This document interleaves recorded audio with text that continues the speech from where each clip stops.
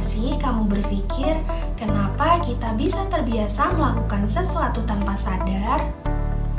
Perilaku seperti itu ternyata bisa dijelaskan lewat salah satu teori paling klasik dalam psikologi pendidikan loh, yaitu teori belajar behavioristik.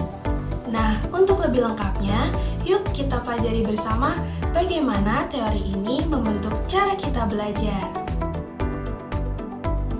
Teori belajar behavioristik berkembang pada awal abad ke-20 dan menjadi fondasi banyak sistem pendidikan modern. Kata behavior berarti perilaku.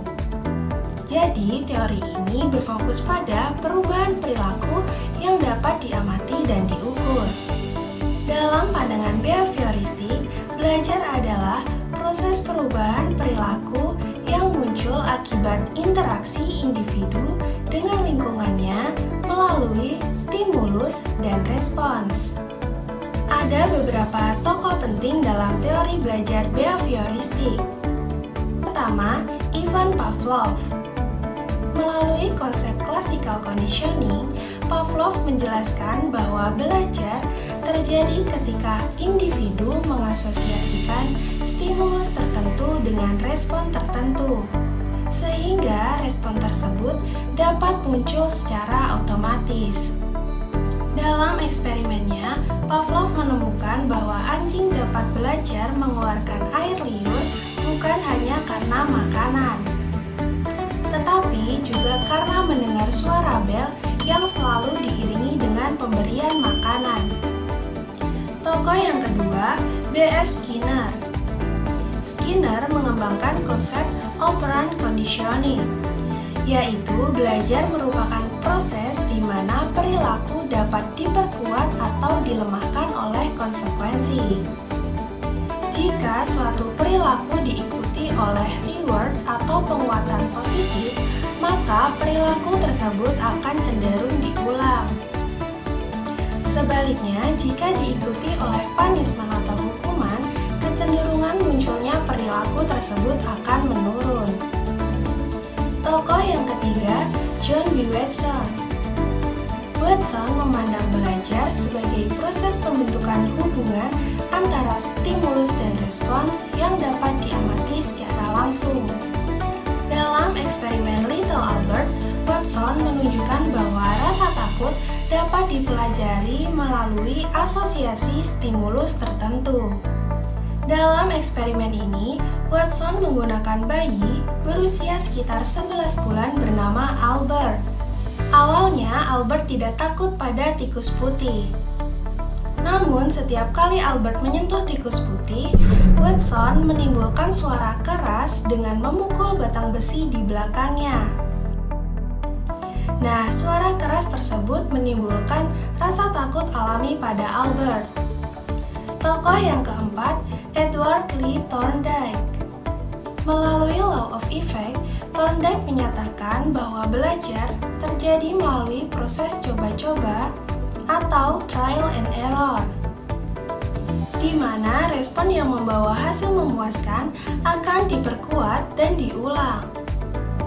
Sedangkan respon yang tidak memuaskan akan dihilangkan.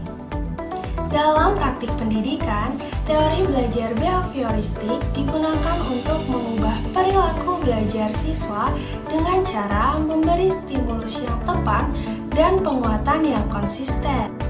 Beberapa prinsip utamanya antara lain: pertama, repetisi atau pengulangan, yaitu semakin sering stimulus diberikan, semakin kuat perilaku terbentuk.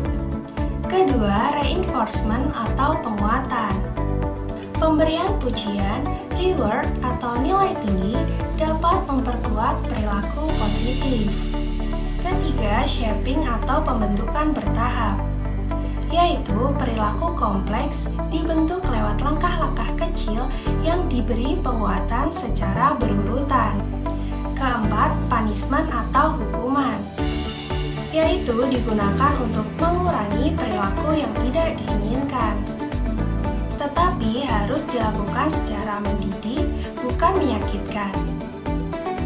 Jadi, guru yang menerapkan teori ini berfokus pada perilaku yang tampak, bukan pada proses berpikir siswa.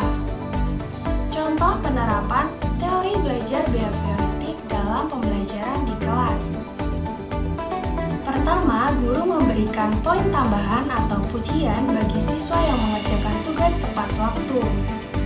Kedua, siswa yang sering tidak mengerjakan tugas akan mendapat teguran dan kesempatan untuk memperbaiki. Ketiga, melalui proses ini, siswa belajar bahwa setiap tindakan mempunyai konsekuensi.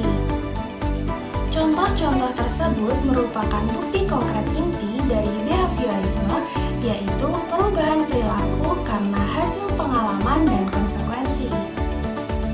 Nah teman-teman, sekarang kita tahu bahwa perilaku kita saat belajar bukanlah kebetulan, tetapi hasil dari stimulus, respons, dan penguatan yang kita alami setiap hari.